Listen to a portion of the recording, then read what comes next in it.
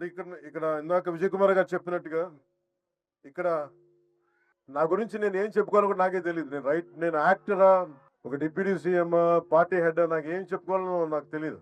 ఖచ్చితంగా ఒకటే చెప్పగలను, రచయితలు అయితే కాదు, అందరూ చెప్పగలం. ఇందాక విజయ్ కుమార్ గారు చెప్పినట్టు. కానీ పుస్తకాలు పుస్తకాలు ఏంటి పనిచేస్తాయి, ఎలా పనిచేస్తాయి మన మీద అనడానికి, books are the training weights for the mind. శారీరక దారుఢ్యాన్ని పెంచుకోవడానికి కసరత్తులు చేస్తాం.